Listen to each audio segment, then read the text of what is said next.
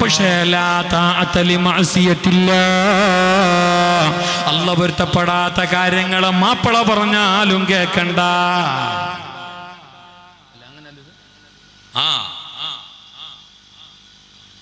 കാരണം ശാരി അല്ലല്ലേ. ഒരു ഉമ്മ വിളിച്ചിട്ട് മോനോട് പറഞ്ഞു, മോനിലോ ഇലോ ഉമ്മ, നീ എൻ്റെ പിരിസത്തിന്റെ കനിയല്ലേ, നീ എൻ്റെ കൽബിന്റെ കട്ടല്ലേ, നീ എൻ്റെ അതല്ലേ ഇതല്ലേ ഒക്കോ, അപ്പൊ നീ ഇന്നും ആരും വിസ്കരിക്കണ്ട. കരളിന്റെ കഷ്ണം തന്നെ പിന്നെന്തില്ലേ അതന്നെ. പക്ഷെ മാര് വിസ്കരിക്കണ്ട ചെല്ലെങ്കിൽ ഉമ്മാന് കേൾക്കാൻ. ഇനി തിരിയോളോ ഞങ്ങളെ മാപ്പിളമാർ കാണുന്നില്ലേ, ഓ മീസ വെച്ചിനല്ലാണ്ട് 3 കാസിന്റെ വിലയില്ല മീസക്ക്. എന്തേ കാരണം? മീസക്ക് വിലയുണ്ട്. മീസ അത് പൗരുഷത്തിന്റെ അടയാളാണ്. അത് ചുണ്ടിന്റെ ചുവപ്പ് കാണുന്ന പോലെ ചെറുതാക്കിയിട്ട് വെക്കണം. വീരപ്പന്റെ മോഡലിൽ വെക്കുന്നത് അത് അവന്റെ പാർട്ടിയിലുള്ള ആള് മാത്രം, നമുക്ക് പറ്റല്ല. വെക്കുന്നത് ഞങ്ങൾ ദൂർന്നൊന്നുമില്ല. വീരപ്പനല്ല, ഓന്റെ അപ്പന്റെ മോഡലിലും വെച്ചോ. പക്ഷേ വിശ്വാസികൾക്ക് അത് പറ്റാം. നമുക്കൊരു വഴിയുണ്ട്, നമുക്കൊരു മാതൃകാ നേതാവുണ്ട്, നമുക്ക് സുന്നത്ത് പഠിപ്പിച്ചൊരു നേതാവുണ്ട്. അതായത് മീശ വെട്ടണം, താടി അത്യാവശ്യം വളർത്തണം. അത് എത്ര വെക്കണോ താടി എന്നതിൽ പണ്ഡിതന്മാർക്ക് അഭിപ്രായമുണ്ട്. എത്ര ആയെങ്കിലും താടി വെക്കണം. ഹലോ സാർ, എത്ര വെക്കണോ? എത്ര ആയെങ്കിലും വെക്കണം.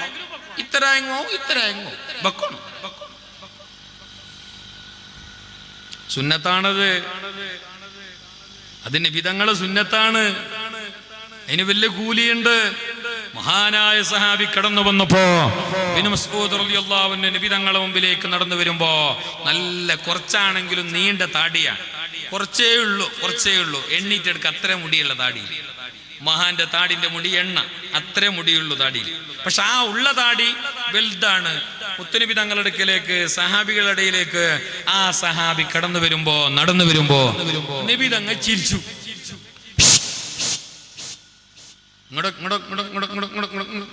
നബി തങ്ങള് ചിരിച്ചു. ആരെ നോക്കിയിട്ട്? വ്യാപ്തി പ്രദേശത്തിന്റെ ഉറങ്ങിത്തീരി. ആരെ നോക്കിയിട്ട്? മഹാനായ ഇബ്നു മസ്ഊദ് തങ്ങളെ നോക്കിയിട്ട്. ആ മഹാൻ താടിയും കുറച്ചോ അതിന്റെ ഇടയ്ക്ക് ആളൊരു കുണ്ടനുമാണ്. നമ്മളെ ഭാഷയിൽ പറഞ്ഞാൽ കുള്ളനാണ്. ഒരു ഷോർട്ട് ചെറുത്, നന്നും ചെറുതല്ല, സർക്കസിൽ പോകുന്ന ആളൊന്നും അല്ല. എന്നെ പോലത്തെ ആൾ നടത്തും. ഞമ്മ ഏകദേശം അല്ലേ ഞമ്മ ഇപ്പൊ ഇയാളെ പോലെ ആജാനുഭവമൊന്നുമല്ലോ. മൂപ്പരെല്ലാം കൊണ്ടും നീളവും മുതൽത്തടിയിലും ഒത്താള്. ഞാൻ 5 അടിയില്ലെന്ന് തോന്നുന്നു, 5 അടി അവിടെ. ഏതായാലും മഹാനർ കുറച്ച് ആള് ചെറുതാണ്, താടിയും അങ്ങനെ കുറച്ചാണ്. ഉള്ള താടിക്ക് നല്ല നീളമുണ്ട്. മഹാൻ അങ്ങനെ നടന്നു വരുമ്പോ ആ ജനങ്ങൾക്കിടയിലേക്ക്, സഹാബികൾക്കിടയിലേക്ക്, നബിതങ്ങൾക്കിടയിലേക്ക് ആ മഹാൻ നടന്നു വരുമ്പോ നബിതങ്ങൾ ചിരിക്കുന്നു. അയാളെ നോക്കിയിട്ട്. അയാൾ എത്തിയിട്ടില്ല, അയാൾ എത്തിയിട്ടില്ല, വന്നുകൊണ്ടേയിരിക്കുന്നു. ബറുത്തിദ്ദാരെ. ആ സമയത്ത് മുത്തുനബിതങ്ങൾ ഇങ്ങനെ ചിരിക്കുന്നു. അയാൾ അടുത്തെത്തി നബിതങ്ങൾക്ക് സലാം പറഞ്ഞിട്ട് പിന്നെ കേട്ടോന്തറിയോ, എന്ത് നബിയെ തമാസാക്കുന്നത്? ഒന്നാമത് കുള്ളനാണ്, രണ്ടാമത് അയാൾ വെച്ച് തമാശ ആക്കിയിട്ട് ചിരിക്കുന്നേ, എന്തോ കുസകളാക്കിയിട്ട് ചിരിക്കുന്നേ. റസൂലുള്ളാഹി തങ്ങൾ പറഞ്ഞു, ഇല്ല, ഞാൻ ആരെയും പരിഹസിക്കില്ല, ഞാൻ ആരെയും തമാശയാക്കില്ല. ഇല്ല, നിന്നെ പരിഹസിച്ചതല്ല. നിന്റെ ആ സുന്ദരമായ താടിയിലതാ മാലാകമാർ അങ്ങനെ ഊഞ്ഞാലാടുന്നത് ഞാൻ കണ്ടു. ആ താടി പിടിച്ചിട്ടങ്ങനെ ഊഞ്ഞാലാടുന്ന ആത്മീയ ലോകത്തെ മാലാകമാർ അത് കണ്ടപ്പോ ഞാൻ ചിരിച്ചതാണ്. ഷഫീഉനാ റസൂലുള്ളാഹി. ഓരോ രോമത്തിന്റെ എണ്ണത്തിനനുസരിച്ച് കൂലിയുണ്ട്. അത് മുഖത്തിന് നല്ല ലക്ഷണമാണ്, അത് നല്ല മുഖത്തിന് മുഞ്ചാണ്, അത് പൗരുഷത്തിന്റെ അടയാളമാണ്, അത് ഈമാനിന്റെ ഭാഗമാണ്. അതുകൊണ്ട് താടി വളർത്തണേ. മീശ ചെറുതാണ്. ഇനി ചെറുതാക്കിയോ ആക്കില്ലെങ്കിലും മീസ തന്നെയാണോ? 3 കാസിന്റെ വിലയില്ലാത്ത മീസാവാൻ പാടില്ല. ചില മാപ്പിളമാരെ മീസക്ക് 3 കാസിന്റെ വിലയില്ല.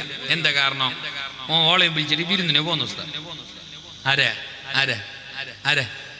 എന്റെ ഓളല്ല, ഓന്റെ ഓള. എന്റെ ഓള ഓന്റെ ഓളയും വിളിച്ചോണ്ട് ഓൻ ബിരുദിനെ പോന്നെ. പോകുമ്പൊക്കെ എല്ലാം റെഡിയായി, ആ ഉഷാറിലെ നല്ല മേക്കപ്പ് അത് ഇതെല്ലാം ഇട്ട് സ്പ്രേ എല്ലാം തേച്ച് പിടിച്ച് ആ മേങ്ങിയെ 35 ഫോണില്ലേ എല്ലാം വെച്ച് 2 കൈ ഫുള്ളായി, എല്ലാം റെഡിയായി. അങ്ങനെ അവസാനം കാറിലൊക്കെ ബൈക്കിലൊക്കെ ഇരിയുമ്മ ചമഞ്ഞിട്ട് ഒരുങ്ങിയിട്ട് ഓൻ്റെ ഒക്കെ വിരുന്നിന് പോവാൻ കീയുമ്പോ ഈ മാപ്പിള ജില്ലം പറഞ്ഞ ആരി ഏത് മാപ്പിള ഈ മീസുള്ള മാപ്പിള അവൻ ജില്ലം തെറിഞ്ഞോളല്. നീ എന്തിനീ മീറ്റിലേക്ക് ഈ കണ്ണാടിയും ഗ്ലാസ് എല്ലാം വെച്ചിനെ? ഒന്നും വേണ്ട, അവിടെ ചെങ്ങായിമാറന്നുള്ളോ, നീ അതെല്ലാം എടുത്തിട്ട് വെച്ചിട്ട് വാ. ഏത് അങ്ങനെ മറക്കണ്ട. എന്റെ ഓളെ ചന്ത ഓറെല്ലാം കാണട്ടെ. എന്ത് ഇത് ഗിളിയ? നാട്ടുകാരെല്ലാം കാണോ? എന്നിട്ട് ഇത് കളർ മീന.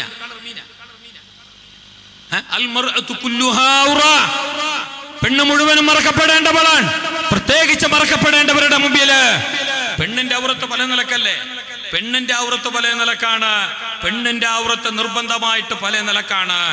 ആണിന്റെ ഔറത്ത് നിർബന്ധമായിട്ട് ഒരേ അവസ്ഥയിലാണ്. പിന്നെ മര്യാദയും മാനം സുന്നത്തിന്റെ കോലമെല്ലാം വെച്ച് നോക്കുമ്പോൾ കുറച്ചല്ല അപ്പുറം ആണിന്റെ ഔറത്ത് നിർബന്ധമായ നിലക്കുള്ള ആണിന്റെ ഔറത്ത് ഒരേ രൂപം. നിസ്കാരത്തിലും അതർ ടൈമിലും.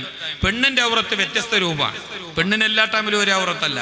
നിസ്കാരത്തിൽ ഒരു ഔറത്ത്, ഭർത്താവിന്റെ മുമ്പിൽ ഒരു ഔറത്ത്, നോക്കാൻ പറ്റിയവരായ കാണാൻ പറ്റിയവരായ ബാപ്പ ആങ്ങളമാറ് മക്ക പോലെയുള്ളവരുടെ മുമ്പിൽ ഒരു ഔറത്ത്, അന്യരുടെ മുമ്പിൽ ഒരു ഔറത്ത്. അന്യരുടെ മുമ്പില് എല്ലാം ഔറത്ത്. ബീബി ആയിഷ റളിയല്ലാഹു അൻഹാ ഹബീബായ നബി തങ്ങളോട് സംസാരിച്ചു കൊണ്ടിരിക്കുകയാണ്. അപ്പോഴാണ് കണ്ണ് കാണാത്ത മഹാനായ അബ്ദുല്ലാഹ് ഇബ്നു മക്തൂം റളിയല്ലാഹു അൻഹു വരുന്നു.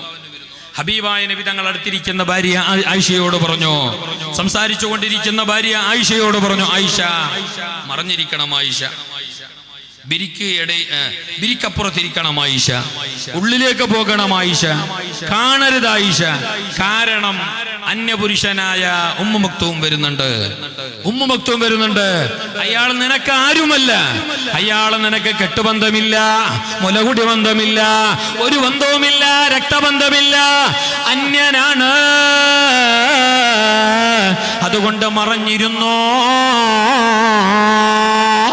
എന്ന് പറഞ്ഞപ്പോ ആയിഷ റളിയല്ലാഹു അൻഹ ചോദിച്ചോ, അല്ല നബിയെ, അയാൾക്ക് എന്നെ കാണുന്നില്ലാലോ, അയാള് കുരുടനല്ലേ, കണ്ണുപൊട്ടനല്ലേ, കണ്ണ് കാണാത്തയാളല്ലേ, അയാൾക്ക് എന്നെ കാണുന്നില്ലാലോ, പിന്നെ ഞാനെന്തിനു ഉള്ളില് പോണോ, ഞാനെന്തിനു മറിഞ്ഞിരിക്കണോ എന്ന് ചോദിച്ചപ്പോ നബിതങ്ങൾ എന്ന് പറഞ്ഞപ്പോ നബിതങ്ങൾ ചോദിച്ചെന്തറിയോ, അവ ഉമ്മയാവാൻ ആയിഷ, നിന്റെ കണ്ണെന്തേ കാണുന്നില്ലേ?